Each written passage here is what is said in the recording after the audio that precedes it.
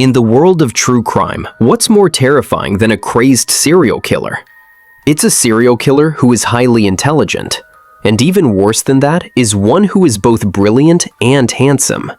Ted Bundy was the perfect storm of all these traits, placing him at the very top of the list of the most depraved individuals to ever walk among us. Ted Bundy admitted to murdering over 30 women right under the nose of the police for over 4 years. But that number was only what he confessed to. Later investigations suggested his victim count could be in the hundreds. He seemed to vanish during the police manhunt. His actions forced American law enforcement to learn hard lessons, leading to major reforms in criminal investigation techniques. Bundy became infamous worldwide, so much so that he became an idol for future killers, and many women suffering from hybristophilia, attraction to dangerous criminals, were actually infatuated with him. In today's video, we're going to talk about Ted Bundy, a name that still sends shivers down many spines. But we're not just going to go over the crimes like any ordinary case. Instead, let's sit down and explore together. What was it that made Ted Bundy so hauntingly unique?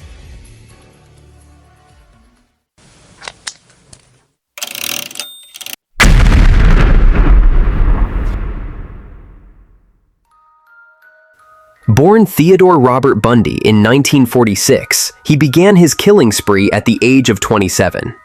When you compare him to Richard Ramirez, the Night Stalker, you realize Bundy was more dangerous in several ways. Victim count. He took many more lives than Ramirez because his active period lasted over 4 years. Sophistication. Using his intellect, he even managed to escape from prison. Targets. While the Night Stalker was a threat to everyone, the elderly, children, men, and women, Bundy specifically targeted young, beautiful female students. Cruelty. Both were brutal and depraved, but Bundy's sick perversions were often considered even darker than Ramirez's. Methodology. The Night Stalker was chaotic and impulsive, whereas Bundy used his high IQ to plan his crimes. This is why it took more than 4 years to finally catch him. His scariest weapon, the mind of a psychopath. Ted Bundy was a true psychopath, and he was incredibly smart, a master of psychological manipulation.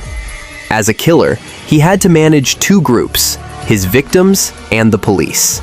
He did both masterfully. Targeting the victims. He built trust by always appearing neat and well-groomed, often wearing tennis outfits or ski gear. He'd carry a briefcase or a stack of books. He even drove a Volkswagen Beetle, a cute car that women of that era found non-threatening. Nothing about his appearance matched society's image of a monster. He would lower his victim's guard by faking an injury, often appearing with his arm in a cast or walking on crutches. Victims felt safe, thinking, "How could an injured man hurt me?" He would lurk on college campuses, struggling with his books to gain sympathy. When a kind girl helped him carry them to his car, he would wait until her back was turned, strike her over the head with a crowbar, throw her into the car, and end her life. It is heartbreaking that he preyed on those whose only crime was their kindness, a hallmark of a psychopath with zero empathy.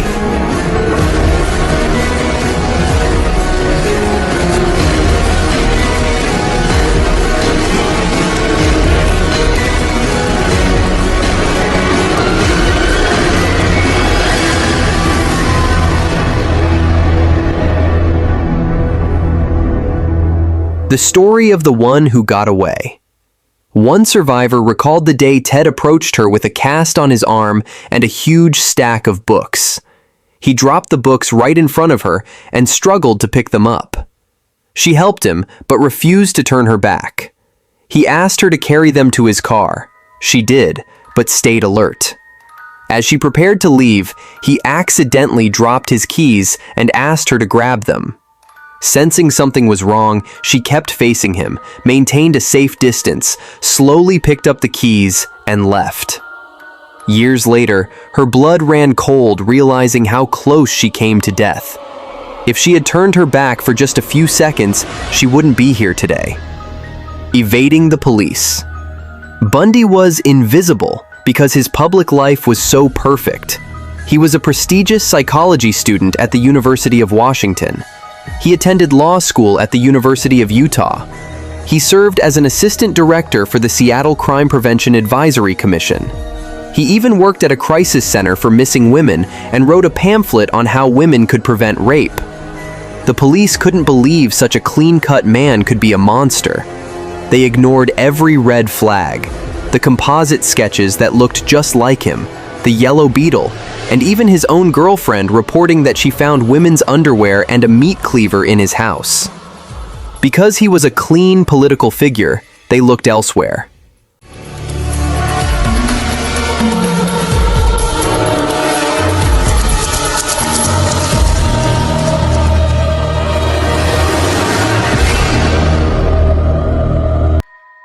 Don't you think the police back then were in a very confusing position? To be honest, the situation at that time was pure chaos. After announcing the disappearances to the media, the police received hundreds of calls every day reporting about the killer, Ted Bundy. They did start filtering through suspects to investigate. However, because Ted Bundy had a clean record and was even involved in politics, the police decided to set his name aside. Putting all of this together, we can see that Ted Bundy was a master at understanding human psychology, which allowed him to easily outsmart the police. Once, a day after a murder, while 100 officers surrounded the crime scene, Bundy confidently sneaked back in to retrieve a victim's necklace and shoe to destroy the evidence.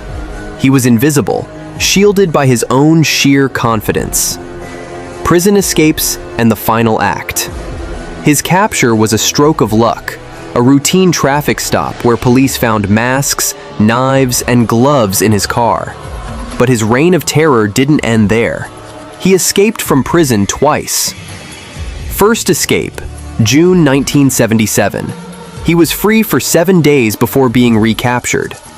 Second escape, he bought a saw in prison, starved himself to get thinner, sawed a hole in the ceiling, crawled through the jailer's quarters, and walked out the front door dressed as a visitor. In the 2 months he was free, he killed 6 more women because he simply could not control his bloodlust.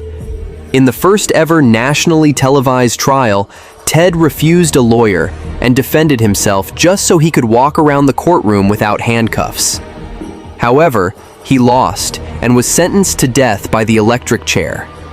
Even in prison, he managed to bribe guards and fathered a child with his wife. Ted Bundy was not a human being.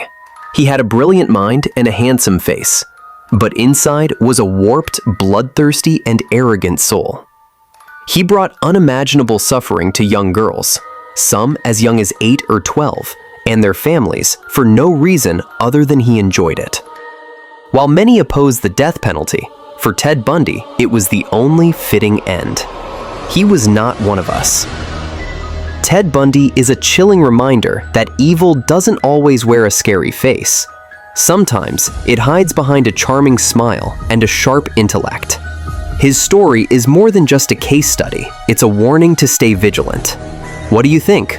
Was Ted Bundy's darkness something he was born with? Or did society at the time make it too easy for him to get away with it? Let me know your thoughts in the comments below. If you found this deep dive interesting, please give this video a like and hit that subscribe button so you don't miss our next criminal analysis. Thank you for watching. I'm Kaito. Stay safe, and I'll see you in the next case.